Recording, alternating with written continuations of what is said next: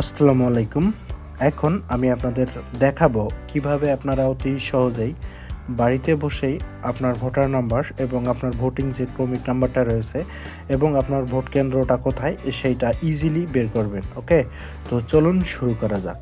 তো প্রথমেই চলে যাবেন প্লে স্টোরে। দেন প্লে স্টোরে গিয়ে এই যে রাইট সাইডে যে বটমে যে সার্চ আইকনটা রয়েছে সেখানে ক্লিক করবেন। দেন ক্লিক করার পর এখানে গিয়ে লিখবেন স্মার্ট ইলেকশন ম্যানেজমেন্ট বিডি।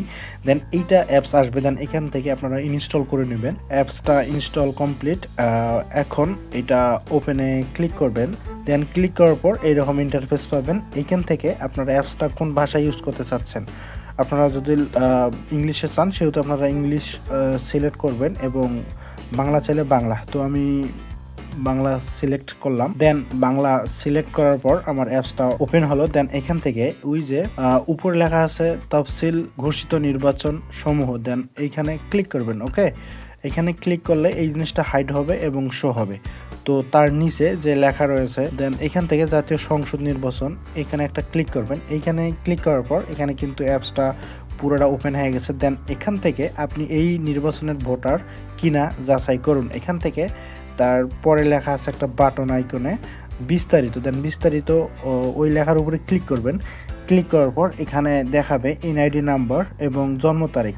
তো এখানে আপনার যে এনআইডি নাম্বারটা রয়েছে তো সেইটা এখানে বসাই দিবেন। তো আমি আমার এনআইডি নাম্বারটা বসাই দিতেছি এবং তার নিচে লেখা আছে জন্ম তারিখ। ওকে, তো জন্ম তারিখ আপনার যে জন্ম তারিখটা রয়েছে দেন আপনি এখানে সুন্দরভাবে বসাই দিবেন। তো আমি বসাই দিতেছি।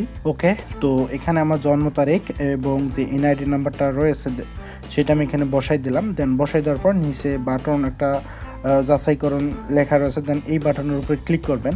দেন ক্লিক করার পর এই যে দেখেন আপনার এখানে যে আপনার ভোটার নাম্বার এবং আপনার ভোটিং যে ক্রমিক নাম্বারটা রয়েছে এবং আপনার ভোট কেন্দ্র কোথায় এবং তার নিচে কিন্তু আপনার ভোট কেন্দ্রের যেটা লোকেশন, এক্স্যাক্ট যে লোকেশনটা ওইটাও কিন্তু এখানে শো করছে।